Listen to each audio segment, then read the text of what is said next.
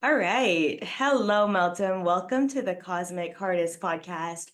I am super, super excited to have you here. I had your name pop into my head a few months ago, and I was like, who could I interview for my podcast now? And I took a while to act on it, and I'm glad I did because I feel like maybe if we did it a little while back, we would have talked about something different. But I'm really excited about what we're going to be diving deeper into today. But before that, would you like to introduce yourself and tell us a little bit about your favorite things in the world? Oh, absolutely. Thank you so much for having me on, Karina. I am so excited for today's conversation, and it's an absolute pleasure to have the opportunity to chat with you and be here with your audience today. So thank you. My corporate working background is in change, training, and transformation. And I do that with people and corporations and businesses on many different levels and scales. So I love leading people and businesses through change. And in about 2022, I led myself through a really significant change into the world of entrepreneurship. So that's what I do now. I do a few different things. I run a digital business management agency, and I also am a podcast host similar to yourself. I'm also a mentor in particular for women. So I call it feminine leadership mentoring, and we can go into what that means. But I help women in connecting to their personal power and going through their own personal transformation and awakening as well. So a few of my favorite things in the world, and I love the way that you put that, is I love technology and looking into the future. So I'm a bit of a geek for looking at future trends and what's happening in the world. So big scale things in preparation for change and transformation. I think that's going to be a lot of what we get into in our conversation today. I also love philosophy. So a lot of the Eastern philosophies. I'm trained in yoga and meditation and a whole heap of other philosophies that I have a personal interest in as well. Human behavior is another huge area of interest, and there's lots more, which I'm sure we'll delve into today, but I think we've hit the big ones. Super multidimensional. Thank you for sharing all of those different aspects of you. And what are your sun, moon, and rising for everyone listening to know? Sun is Virgo, moon is Pisces, and rising is Scorpio. Mm, yum.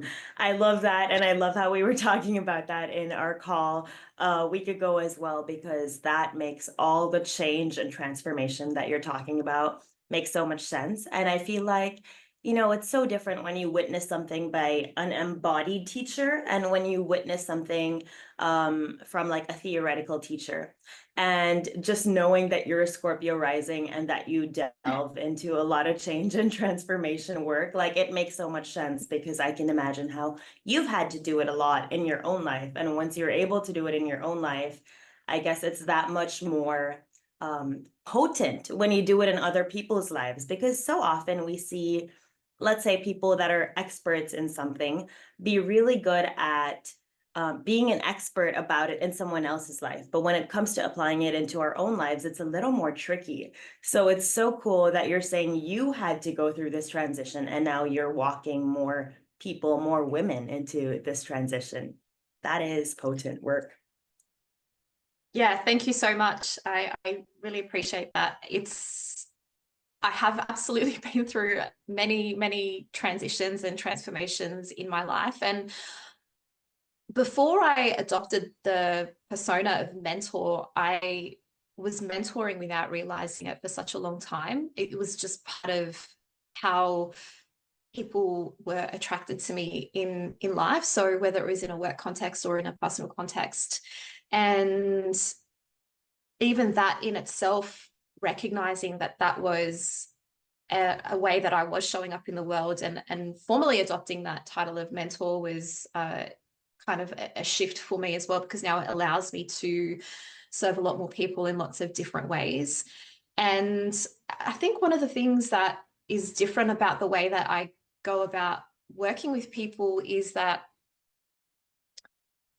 I look to create spaces for people to have experiences within themselves. So I have this knowing that ultimately we we are connected to our highest good. We know what our highest good is. We have access to all the information and answers that we need.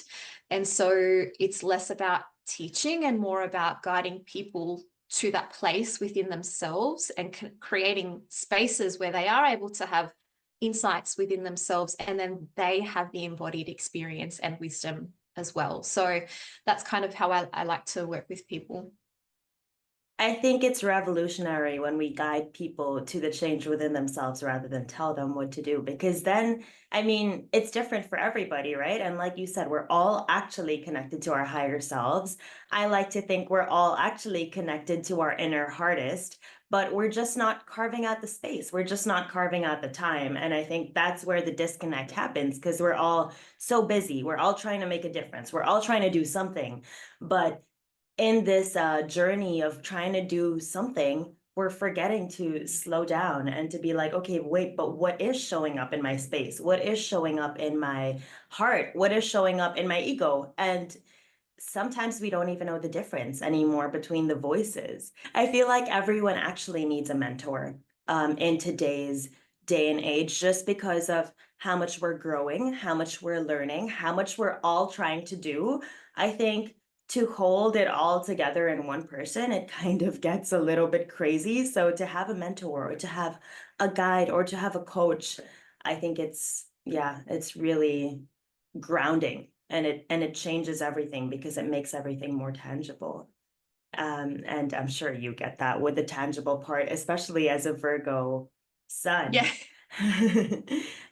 Okay, so I want to start dipping into what I'm really excited to talk about, and I'm really also excited to hear your insights about this. But something is happening in the astrology in the next month, and this is something that astrologers have been talking about for a good while, because we're moving from this very grounded energy, this very tangible energy, to very technological, airy, futuristic, humanitarian energy.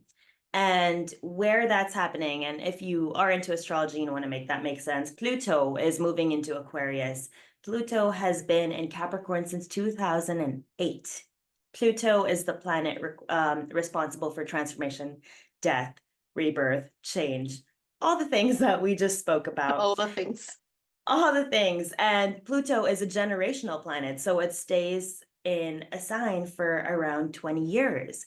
So we had Pluto in Capricorn since 2008, and we're seeing a lot of things actually in a larger scale and in our own lives, I feel like, that are closing, like chapters that are closing that began in 2008. Not necessarily closing in a bad way, but closing in a way that kind of feeds our creativity more, is what I want to say. Because with Pluto and Capricorn, it was more about breaking down the structures and systems that were not working anymore. And of course, we're still seeing that very, very clearly.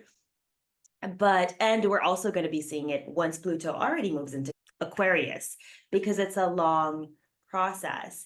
But we're also already starting to see AI come up. We're already starting to see so many technological advances come up.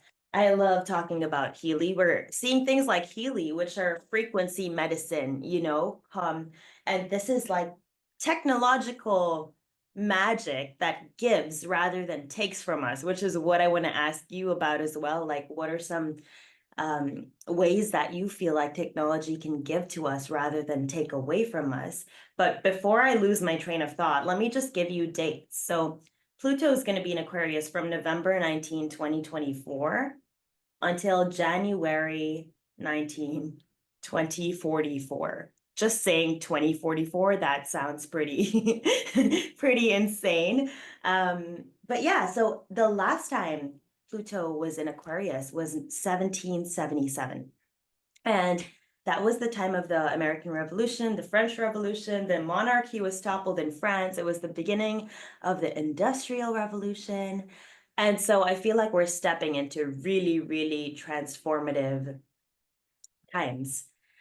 Um, what are you feeling into technology with this time, and how have you already began incorporating technology into your life? Because I feel like we're all actually pretty psychic, and whether or not we know the astrological transits, we feel what's going on. We're being pushed to our edge, and especially you as a Scorpio rising, Pluto rules Scorpio. So how are you feeling into this? Yeah, thanks for asking. I think we should ask everyone how they're feeling at this point, especially Scorpios. But oh gosh, so much of what you said that I really want to delve into. And I'm so excited to mix the technology with the astrology and just weave a lot of different stories together. So I might actually tell a bit of a story myself and kind of paint the picture of what I am seeing. So how I got to the conclusions that I'm at currently, and then we can kind of future project. And I think it'll bring in what you've spoken about really nicely as well. So for me personally, around 2022, I had a realization that something in the world had shifted dramatically, and there was some really, really big shifts up ahead as well. And this was around the time we started hearing the language of a new normal. And the feeling that I got was how things were pre-COVID era were definitely not going to come back. So it was not going to be how it was before. And no one could really paint a picture of what the future was going to look like. So we had this language of the new normal. We had this terms like the Great Resignation and silent quitting and all these new things that were happening in the workforce and with people in their everyday lives. There were a lot of statistics coming up around just things like increased mental health concerns, loneliness, divorce rates, just all sorts of things. And I had this sense that something is shifting dramatically. And so I dived into it. And where that led me was to follow some curiosities that I had for a really long time, but I hadn't really carved the space out in my life to go into. And that was around looking at the future of life and work, specifically looking at new technologies, emerging technologies, and looking at what was happening with money, finance, and currency. So really like at a structural level, what was happening in the world.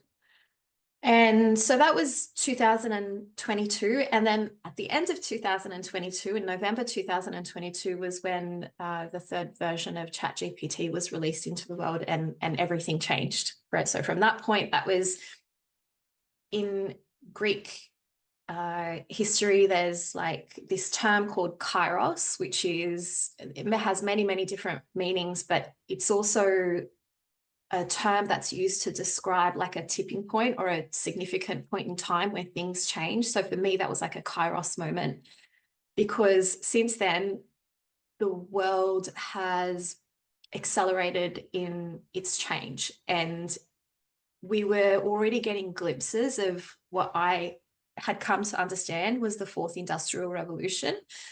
And I think that really solidified the fact that we were going headfirst into the fourth industrial revolution.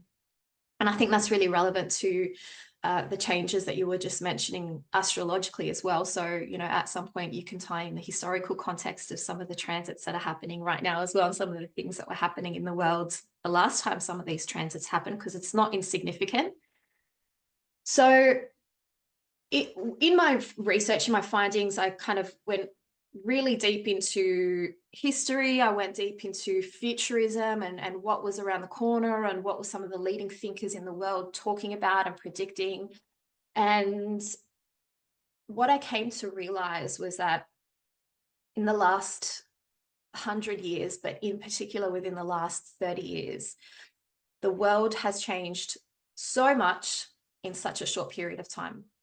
Yeah, would you agree, right? You can feel that. So, even from the time that you and I would have been growing up to now, which is within one generation, the change is huge. So, especially with the new technology that's been brought into place. So it's easy to kind of overlook the impact of things like the internet, and then web 1 and web 2 and now web 3 is emerging. But what all of that means is that the interconnectedness between people to each other and people geographically and people to information has exploded. So we're so interconnected and the technology is so interweaved in our everyday lives. So everything happens faster. You know, I was talking to a friend and a colleague who gave me the story of when email was first introduced. So she's been in the workforce for a really long time. And she was like, the first time I sent an email, I was used to getting, you know, fax responses might have taken a day or two for people to turn around, or a couple of days or a week. Like the time frame between when you did something, when you received something back, the expectation was a lot longer. And she said with email that the response was almost immediate, right? So think about that, you know, from a personal level, going from that time frame to this time frame, like from a really extended time frame to a very short time frame, means that a lot of things, your productivity is higher, the amount of information you're consuming is higher, your connection to other people is higher. So what I realized was that not only had technology kind of permeated so many aspects of our lives, creating so much connection and giving us access to so much information, it happened so fast and is happening even faster now. And we haven't had a chance to keep up.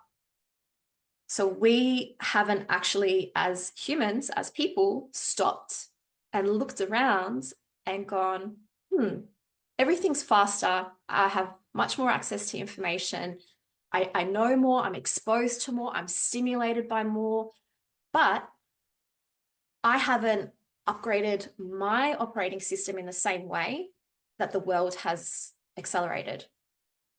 So that's kind of one of the huge realizations that I came to. And so what's happened now with the explosion of artificial intelligence, and I'll stop in a moment so you can, because there's so many things that we can go into, but the explosion of artificial intelligence has meant that the information that we have access to is going to increase significantly. The speed at which things are done and completed and created is going to increase significantly again.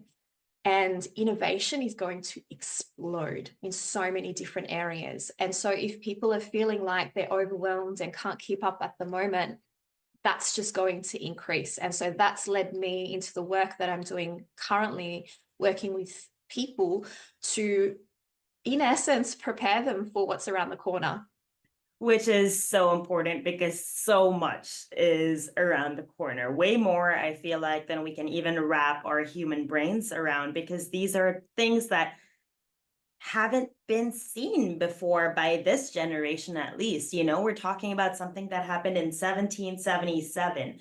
We can't even wrap our minds around like that number, 1777. What more, like, just like what that entails. But I love everything that you mentioned. Something that really stuck out is how you shared how with the email timeline and how it was normal to take a few days to receive an email or a fax back. And, you know, I'm someone that I feel is very, like, I'm very energetically porous. And so when I am on my phone a lot, I feel it. You know, my hands feel drained, my body feels drained. When I'm responding to messages immediately, I can't. I have like a one of my friends made a joke the other day. She was like, "You take 5 business days to respond to your Instagram DMs." And I was like, "Well, kind of, because when I'm responding, I want to make sure I'm there. I'm really there. I'm not just responding for the sake of responding." And I think a lot of people don't get that because, like you said, we're all just going and doing the things and we're not really realizing, wait, there is so much that has shifted around us. And again, like you said, like that will only lead to overwhelm. That will only lead to burnout. And now is the time, I think, to start having compassion, to start building those boundaries with technology, to start knowing like what's actually going to benefit us versus what's going to take away from us. And also to have an idea, like sit with yourself, right? And have an idea, like where do you feel like it's going? What do you feel like you want to focus on? Because we all have a different thing to bring to the table. Like this is a puzzle. This whole life is a puzzle. And one of my favorite things to say with Pluto moving into Aquarius, because this has happened already. So planets go direct and then planets station retrograde. when a planet goes direct, its energy is outward focused, it's faster, it's like very magnetic, it's very fast. Versus when it stations retrograde, it turns the energy more inward. So we actually had Pluto in Aquarius. We had tastes. So our first taste was in March 2023. From March 2023 to June 2023. So that was a small 3-month spurt. And then we had it again January 2024 until September 2024. So that was pretty recent. And that was kind of, I feel like, when I was seeing a lot on social media about how ChatGPT can help you with your business, and how you can train these prompts to sound just like your voice. And then stationed retrograde again. So we're back in Capricorn for the last time, and the last time we'll ever see it in our lifetime. That's also crazy to comprehend. And yeah, and then we're going to have the shift. But another thing also, another shift that I want to bring in, because you said that, that everything is moving so fast, the timelines are going to be moving quicker, technology is advancing. We need to advance our inner technology, and I want to get into that in a little bit as well. But what that brings in is, hold on. I think I described Capricorn, but I don't think I described Aquarius. So Aquarius energy is humanitarian. It's breakthroughs. It's power to the people. It's the age of information. It's the age of technology.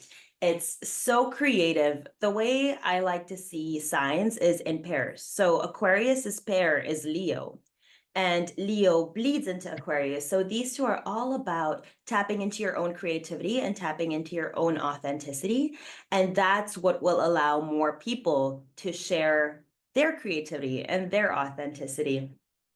So that's Aquarius. Aquarius is ruled by Uranus. So very similar energy to that breakthrough, like really quick lightning speed, things changing very fast. Uranus was in Taurus, or is in Taurus till now, and will be until 2025. So this is a continuous time of upgrading our inner technology. Like with Uranus, we see technology. With Aquarius, we see technology. With Taurus, we see Earth and bodies, which is why I'm saying we're upgrading our internal technology.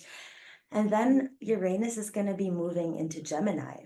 That is from, we're going to get a taste from July 2025 to November 2025. And we're projecting pretty far here. And I'm just giving a little idea of like, and the reason I'm even bringing in these transits is big transits don't happen very often, right? It just so happened that within this next 3 or 4 years, really big generational planets are moving. And right now it's palpable. We can feel it in our bodies. We know that big changes are coming. So just giving a little bit of language into it, it's like the tip of the iceberg, right? We can talk about it, but I think it's going to be so different from what we're talking about because, again, like our brains can't comprehend it yet, but just the ideas of what's about to happen is like insane. So we're going to have Uranus taking a dip into Gemini, and then it's going to move properly in January 2026.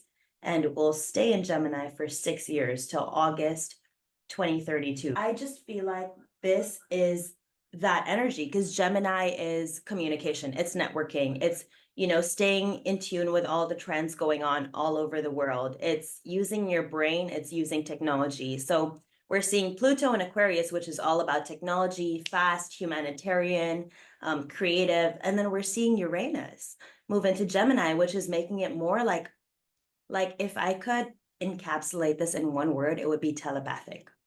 Like just absolutely telepathic. Human bodies, I feel like will start feeling like machines, which isn't necessarily the best thing, I think, but we can look at it in multiple ways because again, if we do have those boundaries, then maybe it won't feel like a machine. Maybe we'll be like, oh, I still know exactly where my heart is, and I know exactly how to use technology to make the most of where we are in the world today. Because if we look at it the other way, it's actually so cool that we're at this time where we're being taught that our art matters, that what we do matters, that each human matters, that this is a puzzle that we all have a piece for. And we're getting this upgrade with Uranus and Gemini being like, you can connect with all these people around the world. You can have all these conversations. You can get all the information that you want. And I don't know, you can deliver it in such a cool way, but where do you want to take it from here? And just this speed Yeah. and Yeah. yeah. Yeah. Just so many incredible things that you've said that I can tie into a lot of different concepts. So it's interesting that you mention the body and the body being like a machine. So if I put it into the context of previous industrial revolutions, so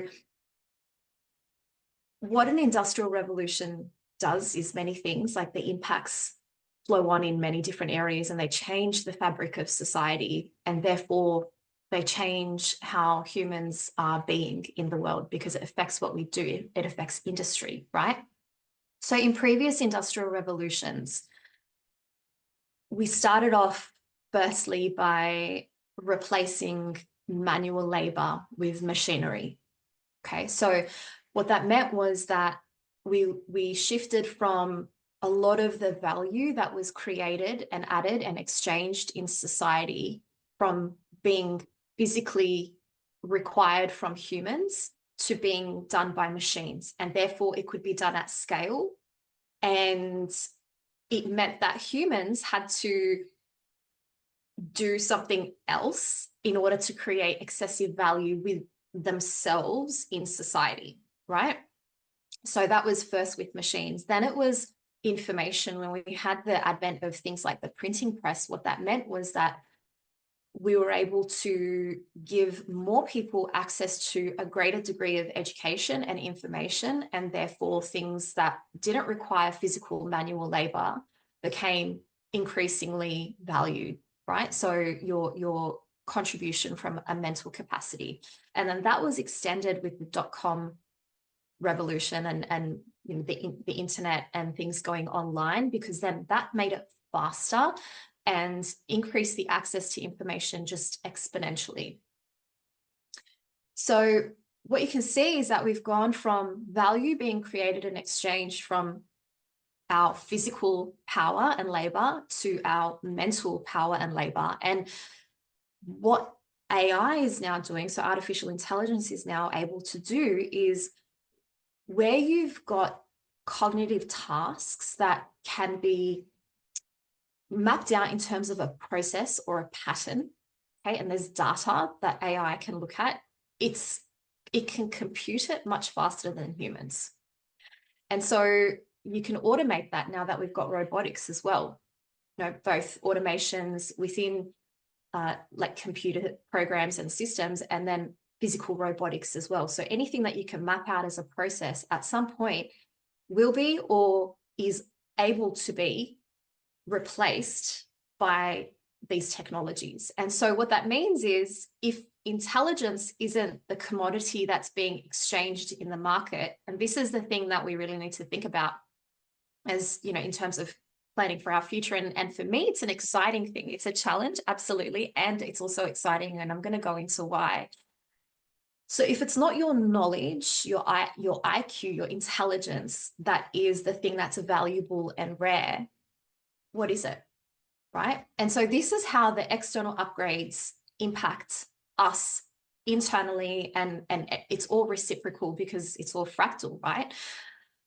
And so we now have to go a lot deeper to think about, well, how am I going to add value in the market if a lot of the tasks that I can do can be replaced by technology? And so it's not to say that all jobs are going to be replaced by AI and there's not going to be any jobs. It's not that at all. It's more like there'll be efficiencies that are realized. So for example, in Europe, there's a company called Klarna. Have you heard of Klarna, Karina? Very briefly, but please share with me more. Yeah, so Klarna is similar to Afterpay. It's one of these companies where if you purchase something, you can pay it off in installments, and they are also a bank. And so when this company implemented artificial intelligence, and I'll keep it very brief because otherwise it'll take up too much time, but I'll just go to the impacts. When they implemented artificial intelligence into their company, the efficiencies that they realized were huge, like $44 million worth of savings. And the majority of the cost savings came from artificial intelligence being able to do the work of 700 customer service officers, right? So it affected the headcount of 700 people. Now, there's other jobs that will come up in the economy that are different to what people have been doing in the past. So that means that people will need to reskill to be able to do different jobs. And a lot of those jobs will come up in AI.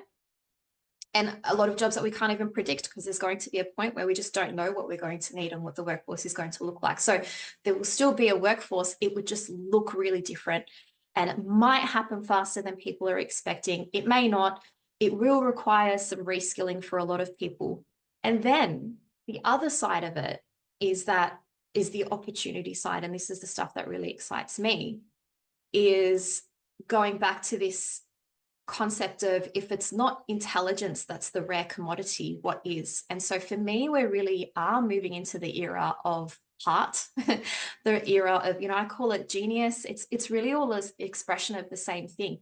What is it about you that makes you individual and unique, that you can show up into the world with, in service to others, that nobody else can do, because it's your unique mix of interests and curiosities and talents and all the times you've turned your pain into power that makes this extremely unique package of who you are.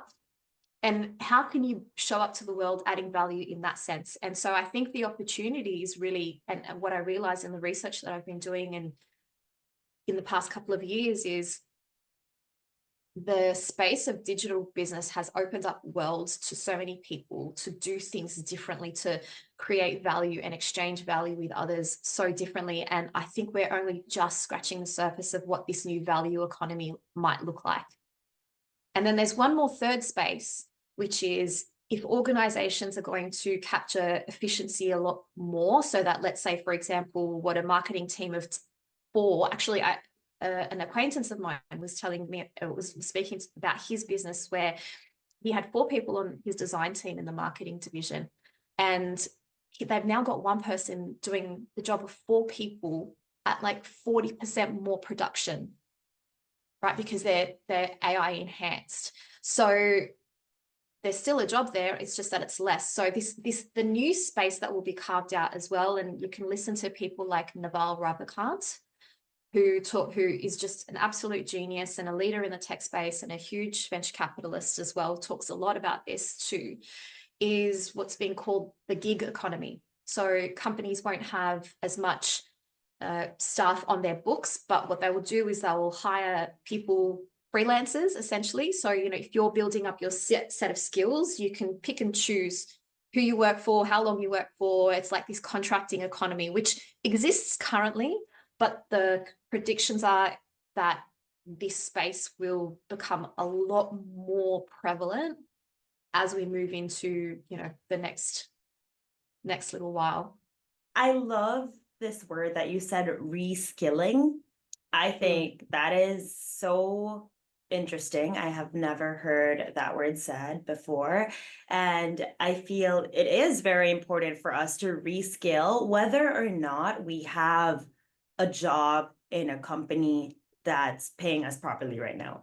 Like, I feel like every human needs to reskill in some way or the other, just to add to our own, like, I don't know, abilities, so that we can feel better about our capabilities, just because there is so much talk about, are we worthy? Can we do it? And it's so interesting that it's just around the time that all these opportunities are like blowing up. And the universe is like, you can do this and this and this. And it is literally about to be a gig economy, like you said. And yet here are artists that are still maybe sitting in these questions of, but am I worthy to do it? Like, will I even be paid?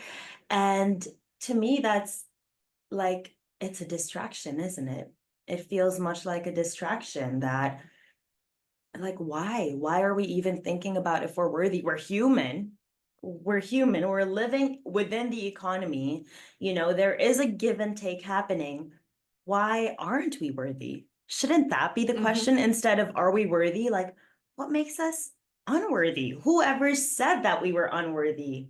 I know that you and I both share this sentiment in that I believe that every person is an artist, and I believe that every single person has a genius, and it's unique to them. And the work that I do with people is uncovering this genius and helping sift through and shed everything that's in the way of them living their life from this place.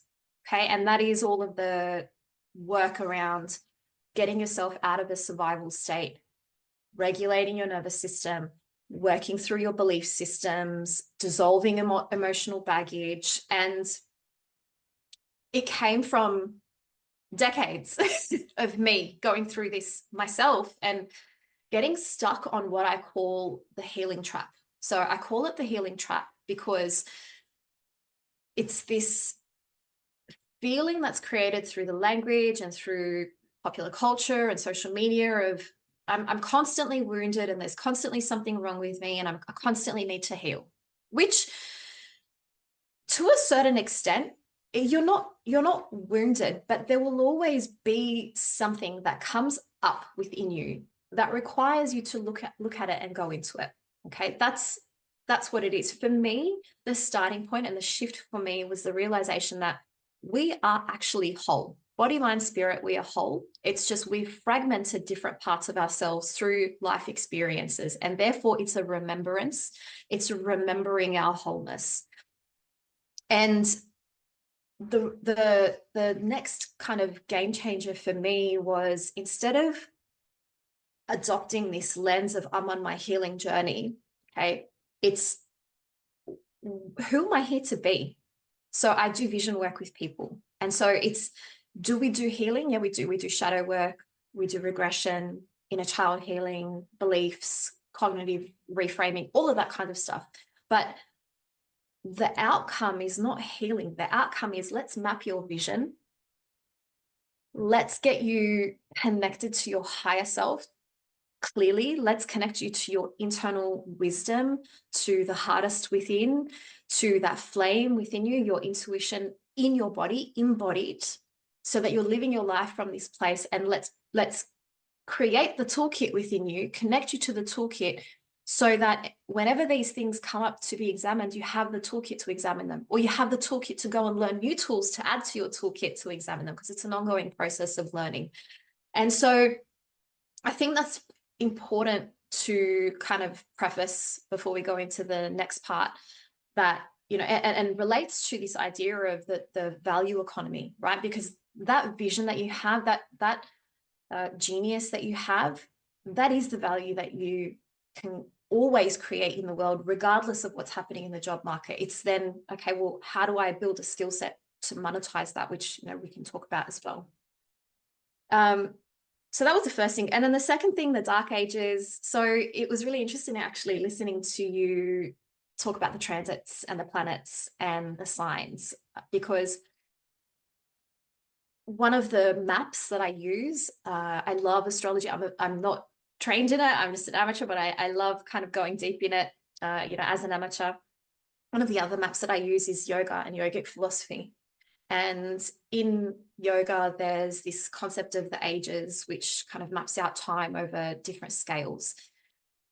And there's, as with any ancient philosophy and maps, there's different versions of it. But the one that resonates with me the most is from one of the great teachers. I'm looking at his name here because I don't want to pronounce it incorrectly. So Swami Sri Yukteswar Giri. And if anyone wants to look that up, they can. And in his description of the ages that the age that we're transitioning out of and the age that we're going into, it makes sense with me. Actually makes sense with the descriptions that you gave as well. So coming out of this, Taurus element, the age that we're just exiting is referred to as the Kali Yuga, or the material age. It's when the consciousness of human beings is at its lowest point. And, it's kind of very self-centered.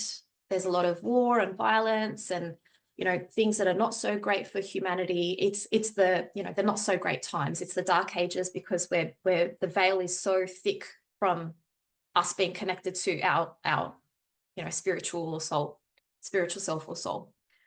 We're transitioning according to this time scale from Swami Shri Yukteswar.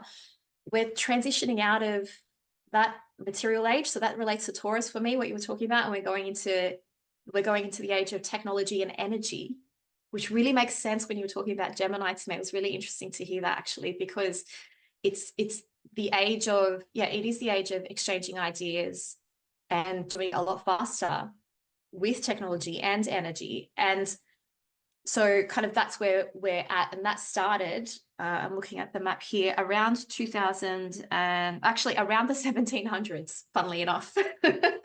So that transition started, according to this map, around the 1700s. And we're only at the beginning of it. It goes for, I think, a couple of thousand years, about 2000 years.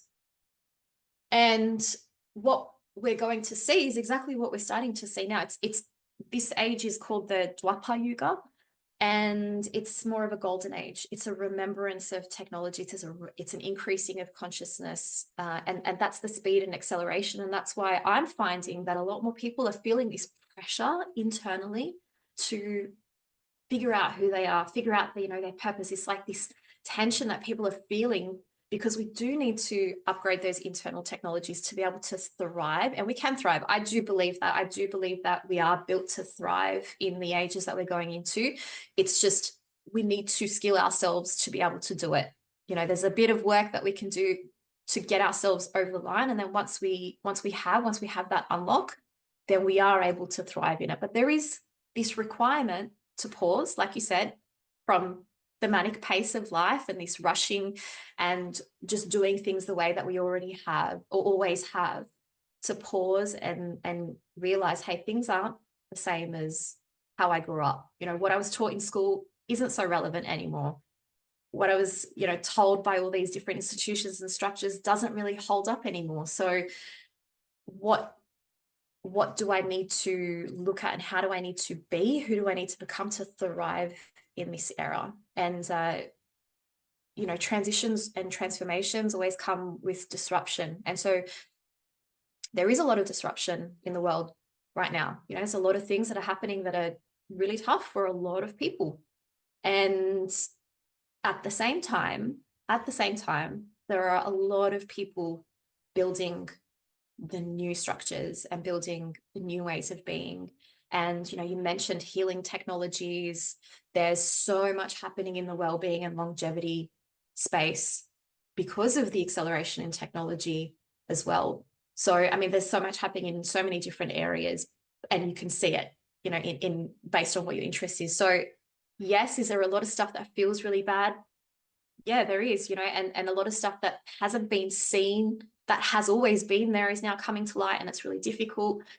And at the same time, people may not be seeing as much that there are people who are actively building the new. And that's one of my favorite quotes from Buckminster Fuller is, you never change things by fighting the existing reality. To change something, build a new model that makes the old model obsolete. So, you know, that's the space that I like to play in. That's the space I like to play into. Thank you for bringing that quote in. What a beautiful quote. And you said things that haven't been seen are coming to the surface. I want to say that in astrology, the biggest degrees, they're called the anaretic degrees, are the first degree and the last degree of a sign. So we are and have been at the last degree of Pluto in Capricorn. It's been at the 29th degree, dipped into 0 to 1 of Aquarius, gone back into 28, 29, gone back into 0, 1. So we've been seeing this, like, it's like frustrating energy. And it's like, I see it, but it's not here yet, but I see it. And Yeah. that's going to continue happening as the rest of these planets shift signs, because before they shift, they're going to be at 28, 29. Right after they shift, they're going to be at 0, 1. And so it's a big, I think it's a huge requirement to activate and build our inner technologies, which I definitely want to talk about more before we end this podcast, which we are not doing yet because we have way more to talk about. But you mentioned you're not wounded, and you said this thing about the healing trap, and I have something else to bring in. So I have Chiron to bring in. Chiron is an asteroid. We know him as a centaur. We also know him as the wounded healer. So a lot of times in astrology, he's described as the wounded healer, but a year or two, I think it was a year or two ago, I was leading a call and I was like, wait, why do we keep calling him the wounded healer? Because from wounded, you eventually heal. And from healing, you can eventually share. So it's like, okay, how can we move from the wounded healer to the healing healer?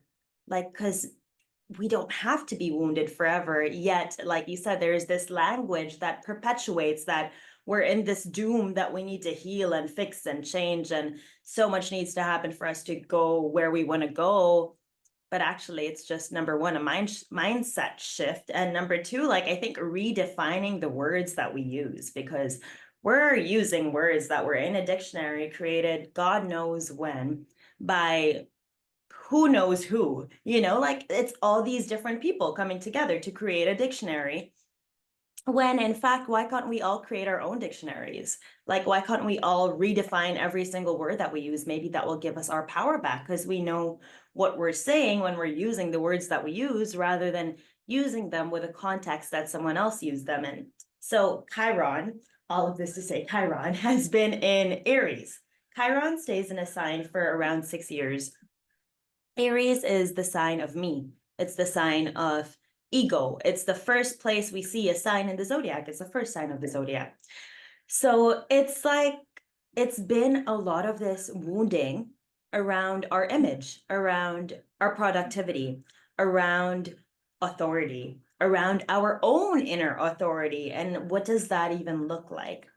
And it started with wounding, but I feel like now we're starting to heal it. We can't be, in that wounded phase for so long. We're starting to heal it and we're starting to help each other heal it. I think this is how, like you said, we have more mentors now owning up to that title of being a mentor, more coaches owning up to the title of being a coach. And I love how you said earlier that there are probably all these job titles that are going to come up because we don't know what the workforce will need in the next few years. And I'm thinking back to 2019, 2020, when I was working in my dad's office doing accounting. And I was like, I hate math.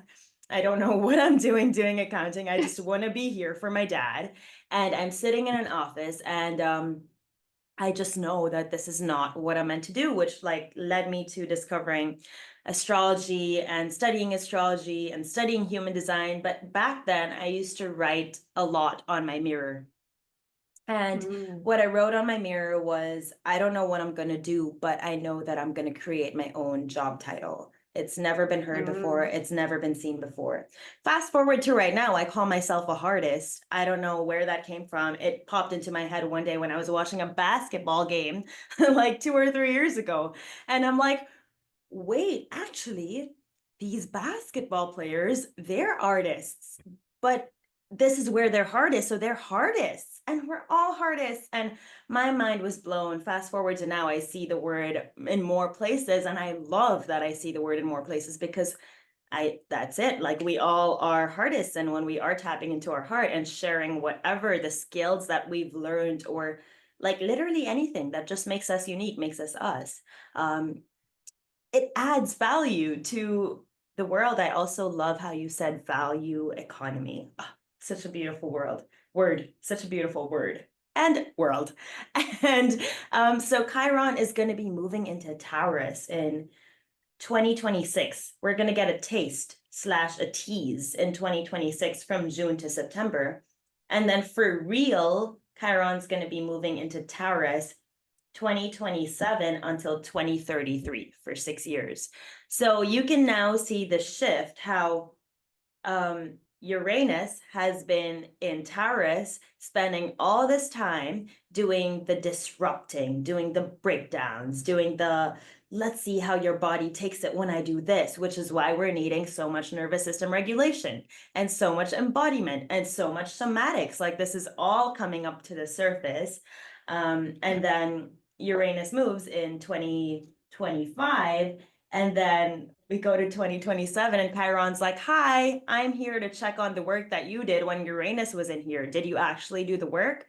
Or is there still wounding? Because when we see Taurus, that's where we see worthiness, value, anything tangible, money, luxury, beauty, but also art, because Taurus is ruled by Venus. So anything artistic is coming to the surface. And so that is another place, again, that we may get the question of, am I worthy? But hopefully by that time, when Chiron is in Taurus, we already know that we're worthy. I hope that we know that we're worthy, but of course it will come back up, because I think it's just the journey of life coming back up, being like, okay, I've learned this.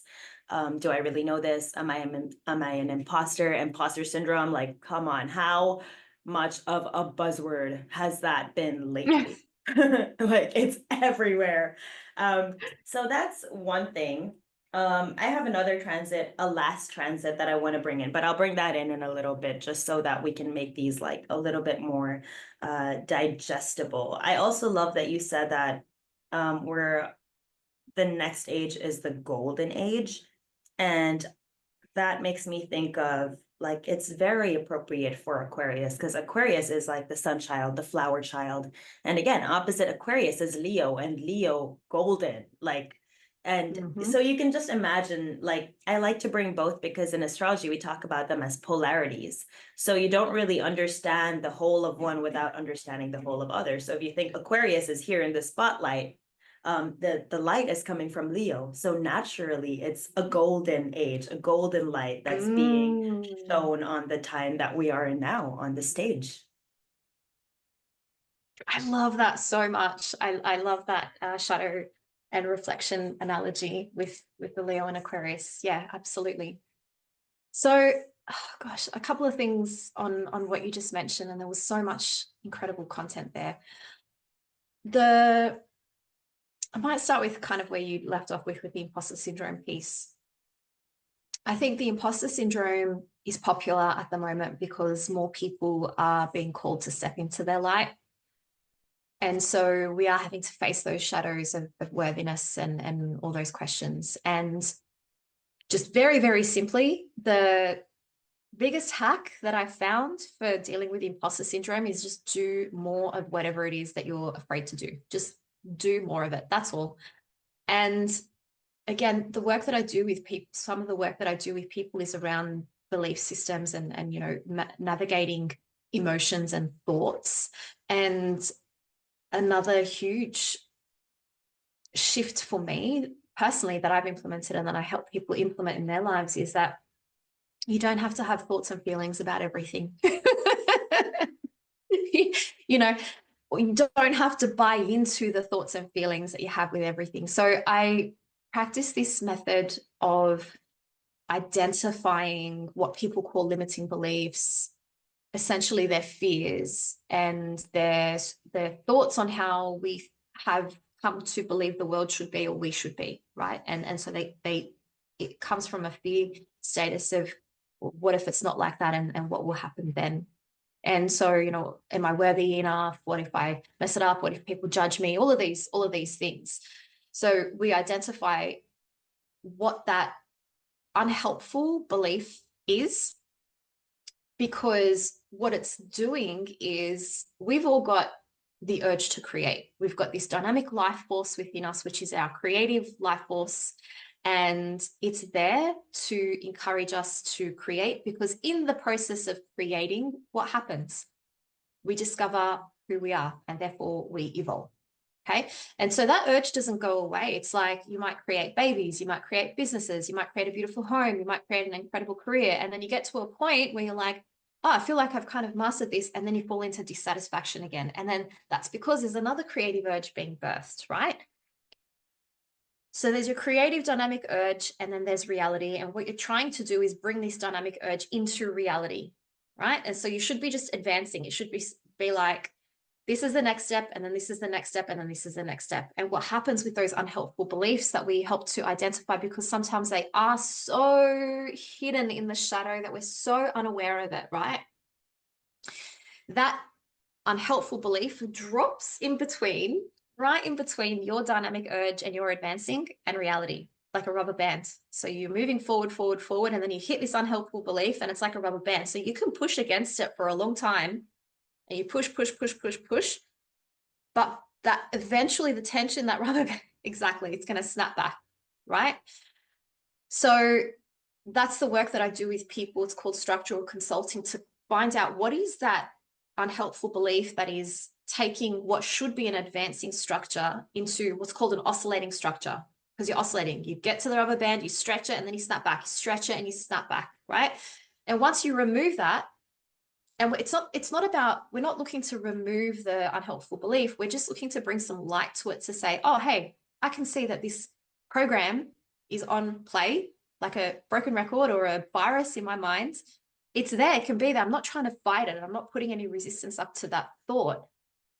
That thought or belief can be there, and I can still just continue advancing and not buy into it, not run into it and let it make me oscillate or not do the thing that I want to do. And so you begin to realize, oh, hey, I get an inspiration. I get an idea. I've got this urge to create something, right? It'll happen. I'm sure everybody experiences it. It's like these moments of like light inspiration. You're like, oh, I really feel like I should do this thing. Sometimes it doesn't make sense. Sometimes it gives you like this overwhelming feeling, but you know it's right. It's not fear-based, it's inspired.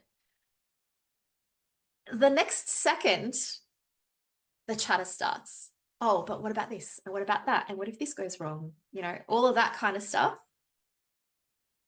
That's the point where you go, okay, I don't have to have thoughts and feelings about everything. Switch it off. Just take the next step and the next step and the next step. Do the thing and do more of it and do more of it and do more of it until you have enough evidence in reality that it's possible, that it's real, that you are worthy, that you can do it, that no one's going to judge you. And even if they judge you, it's not the end of the world, because somebody's always going to be judging you. You know, like all until you have enough evidence in reality to go, oh, okay, the truth is that the opposite of whatever the chatter was. So that was, and there's other stuff that I wanted to jump into from what you said as well, that took us on a bit of a tangent. Obviously it was relevant. It was very relevant. And that actually makes me want to bring in the next aspect that I wanted to bring in, because that's exactly that. I love how you said it starts from creating from a dynamic urge, and then you're trying to bring it into reality. And oh my God, I love the way you described it with that rubber band. That is such a beautiful analogy of how literally like you can like kind of loosen the rubber band, but you're still oscillating. You can like interact with it, but again, you're still oscillating. But it's a matter of like shining a light and being like, all right, you know what?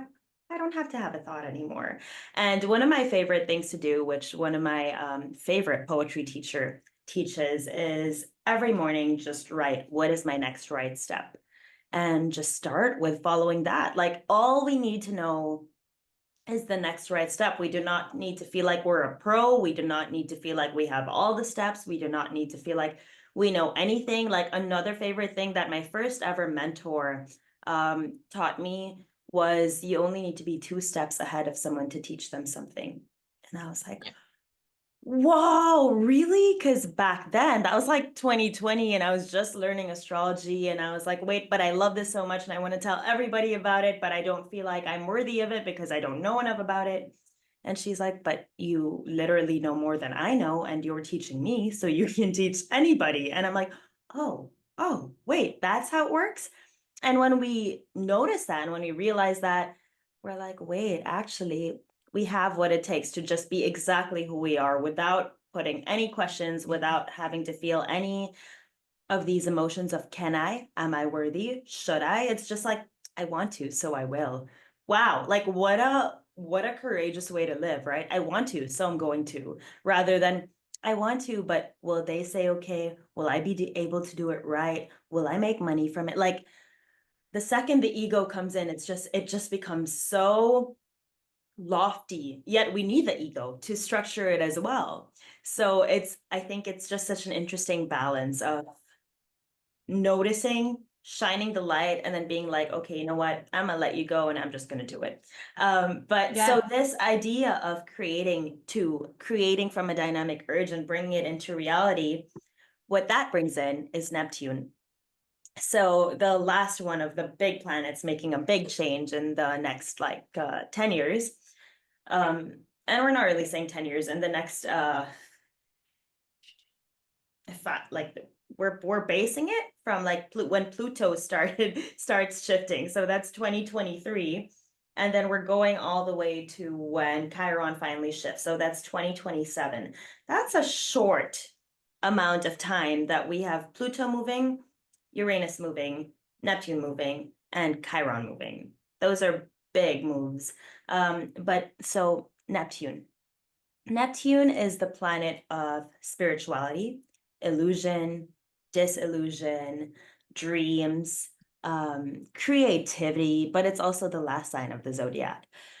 So there is a lot of endings there. There's a lot of imagination. There's a lot of creativity that hasn't been brought to form yet.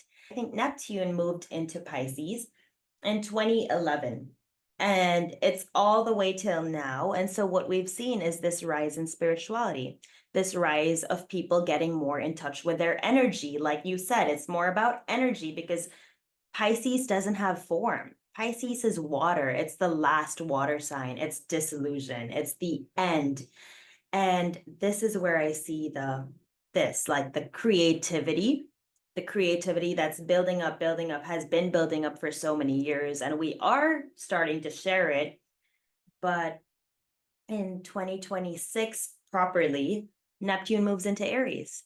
And Neptune is very chill, like generally, especially in Pisces, it's chill because it's illusion, it's dreamy, it's the subconscious, it's things that are going on beneath the surface. So, and it's at home in Pisces. So it's been very energetic, very spiritual. We're starting to pay more attention to our dreams. You have Sigmund Freud in the bestseller, like right there, as soon as you walk into a bookstore. We would not have had that if it wasn't like the way it is right now. We're going back into Carl Jung. We're learning so many things about consciousness, and that's Neptune in Pisces. And then we're going to have Neptune moving into Aries, starting a whole new journey. Again, Aries is the first sign, so we're going from the last sign to the first sign. And of course, there is a lot of fear that could come with that, just thinking about Aries and the fire, and Aries being ruled by Mars, and that being war, an idea of war. But Mars is also passion. Mars is also motivation. Mars is also taking action on our dreams. And so this is an interesting thing that's going to be happening with Neptune moving into Aries from Pisces, because in Pisces, again, it's like more dreamy, more spiritual, more like about consciousness. Whereas I feel like once Neptune moves into Aries, it will be more about now, how can we birth it into the world? How can we give it physical form? And people may not be in the train yet because it's so new. Like Aries is the sign of risk takers and trendsetters, and you have to be courageous because it's something that hasn't been seen before.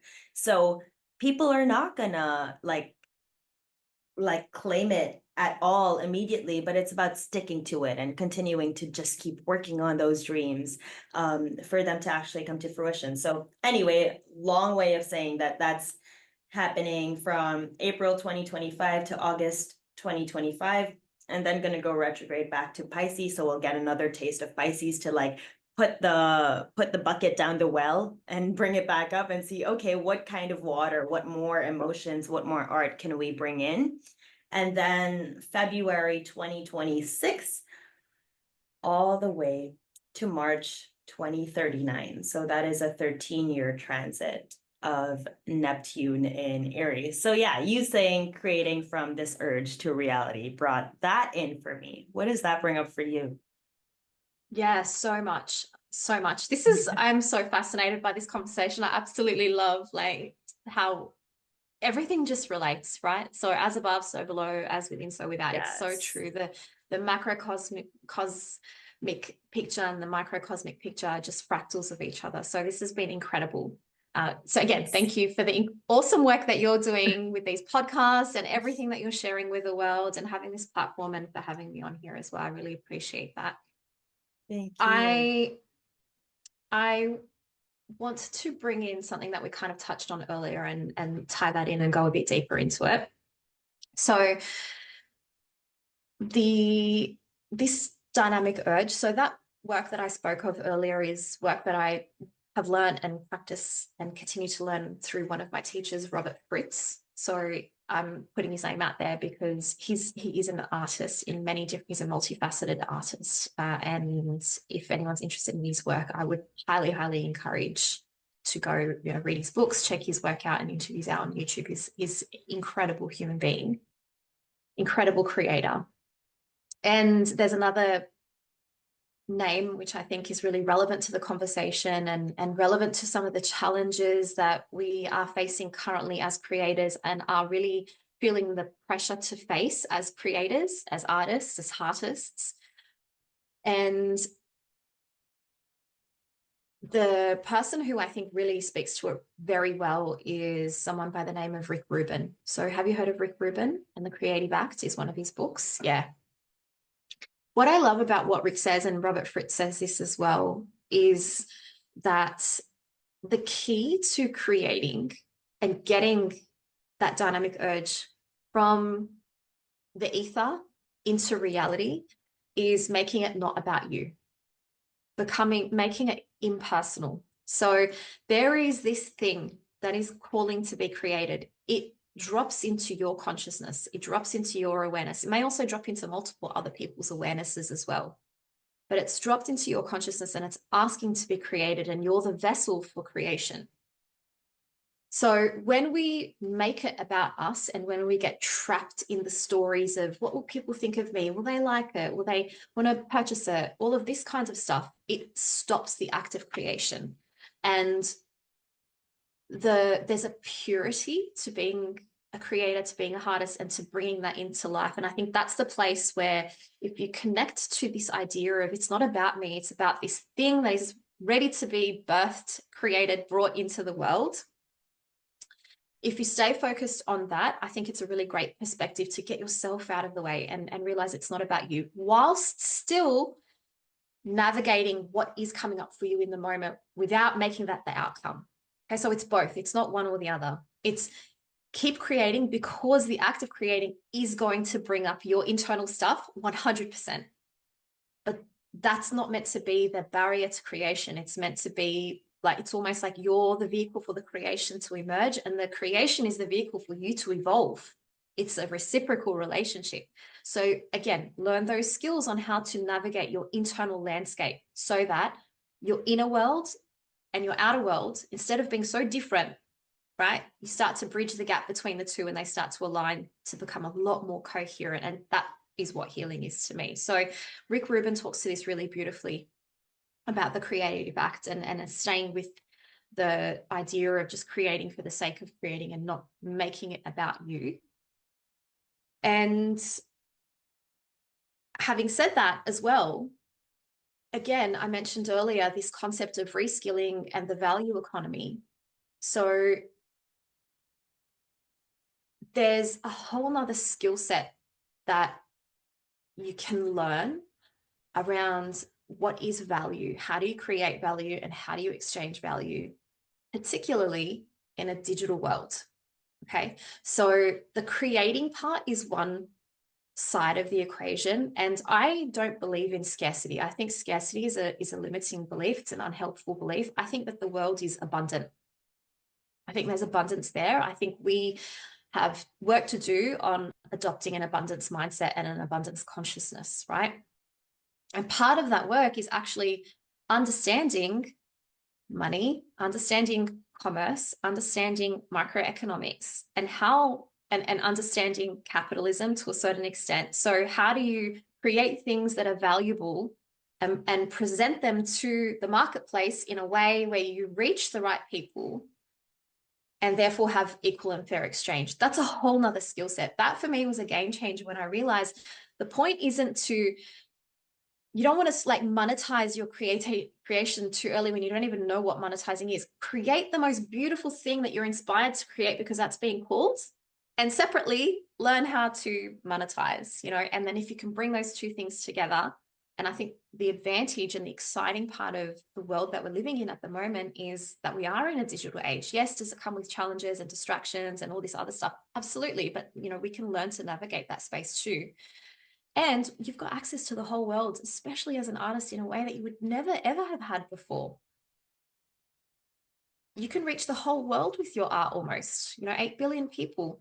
It's the skill set, and that's the limitation that I have realized for a lot of us is it's just that's the reskilling part. Learn the skills, whether you choose to do it for yourself as an artist, or even if I take that skill piece, that reskilling piece to another aspect of what we've spoken about.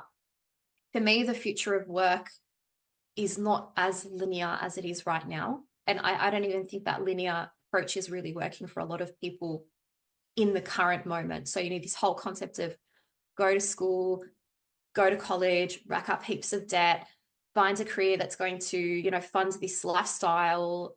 Like it doesn't, the math isn't mathing for a lot of people, right? And so, you know, it's rather than what I'm seeing, and, you know, this is something I'm working through myself as well, but you know, I'm speaking to a lot of people who are doing this successfully and who are building the framework for this to happen successfully. Is the future is less about building like a linear career and more about building a portfolio of skills that are valuable and continuing to add to your portfolio of skills so that you can apply them to multiple contexts as the workforce changes, as more things are taken over by automation, as different things become valued in the economy. So it's skill-based rather than, you know, a specific outcome. So that's, I think it's already happening, but I think that will take up more space in the workforce. So you sharing how as artists we have access to almost 8 billion people in the world because of technology and because of everything that we have in place right now makes me think of something. So I just started a course with James McRae, who is Words Are Vibrations on Instagram, and he does these little memes that are just so relatable and so quick to just so quick to understand and so quick to absorb. And um, he was explaining how social media is kind of like allowing people to take microdoses of our work, like giving microdoses of art versus like a book, right? A book is like you have to, it's a macrodose. You sit with it for a week or a month or whatever. It's like you're with it. Versus here, it's like just microdosing of your art. And throughout 3 years, like a person that's been following you for 3 years, I think we've probably been following each other for around 3 years. And this is our first like proper, real, full-on conversation. But I feel like I know you and you probably feel like you know me. Definitely not the same way as we do now, but just through those little glimpses, through those microdoses, as he says, we've gotten glimpses of each other. And I love the way that he put that because I was like, whoa, that's actually really cool. When we look at it that way, it also takes off a lot of the pressure because then it's not like, how many people am I reaching? What is the algorithm looking like? Who is liking it? It's like, no, it's a portfolio. People want to come and see what you're about. They come to see it.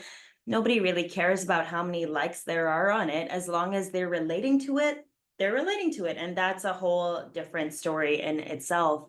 And this makes me want to ask you about our inner technologies. And I think we've spoken a lot already about how to build up these inner technologies with gaining a new skill set, right? With reskilling, with facing our own limiting beliefs and shining lights on all of these things. But if you were to summarize really quickly, how can we just delve deeper into our inner technologies for them to be or to work more harmoniously with the external technologies? Mm. Yeah, great question. You can come and work with me to start with. And there's a lot that you can do on your own as well. So essentially, for me, in a nutshell, what it is, it's bringing your body, your mind, and your soul or your spirit into coherence. Okay. So at the most simplest, most basic level, the very first thing that you can start to do is bring some space into your life. And I'm not saying, for example, you need to start meditating, because that's, for a lot of people, that's so far from what they are capable of right now. And I get it, because I was there. I didn't start meditating till many, many years into my self-discovery and yoga practices. It was too much for me. You know, naturally, I'm a really energetic, fast-paced type of person. So, you know, sitting down and meditating, my mind is very active. It was so far away from where I was. So the starting point for me is just get some space.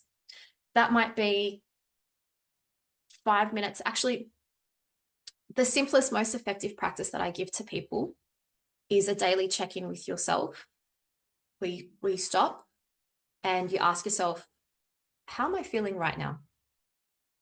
That's all. That's all it is. What do I need? What do I need right now? That's where we start. That's where I start with a lot of people. It's not meditation. It's not mindful. There's no label to it. It's literally a check-in with yourself, because a lot of us are so used to just running through life and just being like, we're running into life and life is running into us. And it's just like constant collision and being slammed. Yeah. And then, you know, that happens at a micro level, and that happens like the world and the news and the everything. So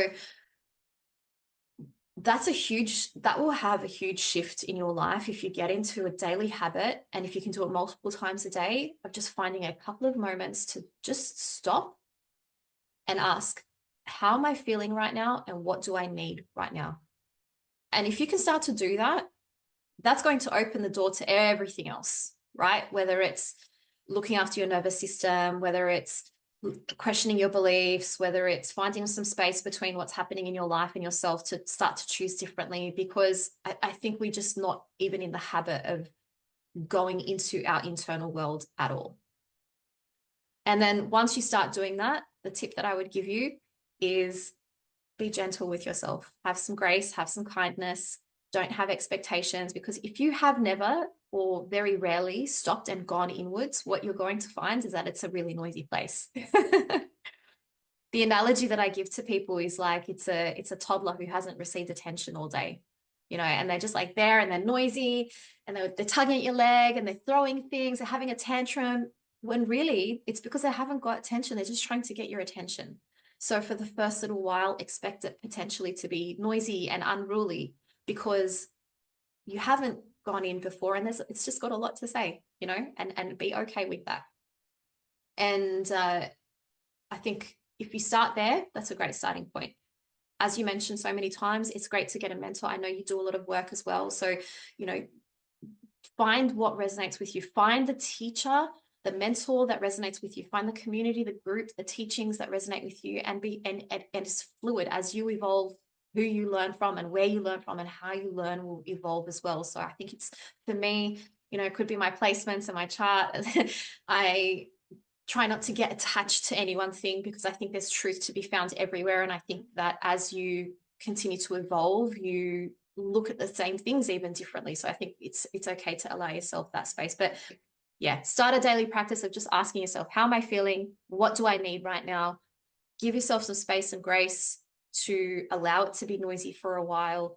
And then just get curious on what's happening within yourself. And that will lead you to learn whatever it is you're ready to learn. It always does, if you allow the space.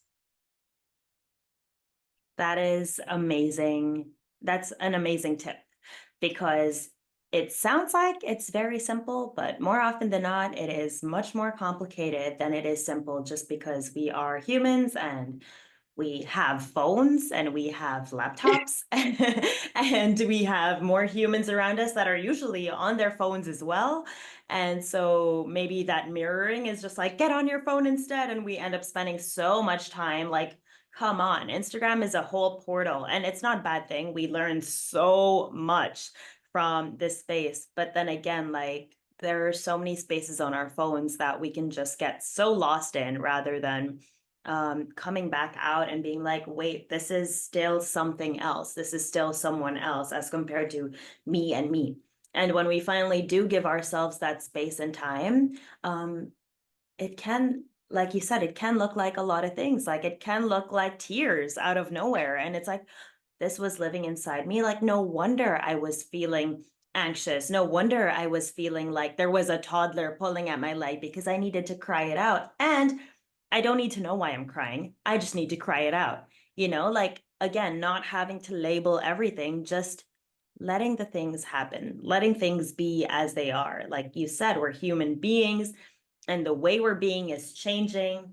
And so allowing ourselves to be the way we are from moment to moment in itself, like that is such a gift to ourselves. And if we're expecting to create art, if we're expecting to be the best version of ourselves to everyone that we come across, how can we do that if we're not being that to ourselves? So that is such a beautiful, I think those are beautiful tips to round up this conversation. Before we end, I have two last questions for you.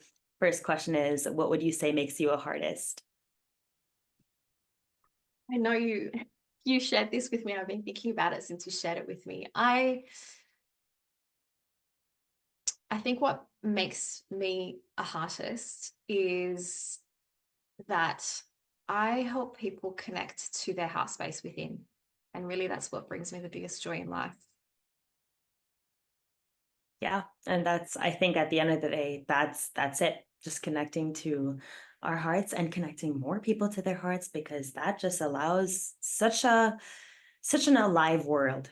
Like we're all alive, but I feel like so many of us are not really alive every single day, like fully alive. And so connecting with our hearts and connecting more people with our hearts, what a dream to be living in that fully alive world. And my last question is, how can people work with you and where can they find you? Yes, thank you. So I am at my full name, meltem.comertpay on Instagram. That's my handle, or you can go to black.key.co. That's the corporate page. So happy for people to reach out directly and follow either or both of those pages on Instagram. And I've also got my website, which is blackkey.co. That's the company that I have. And you can find a lot more information about how I work with people one-on-one, whether it's individual sessions or mentoring. And that is where I will be posting my upcoming group containers as well, which is super exciting. So thank you. Oh, and also my YouTube page, which Podcast. is, yeah, YouTube page, which is at Black Key Podcast on YouTube as well. Perfect.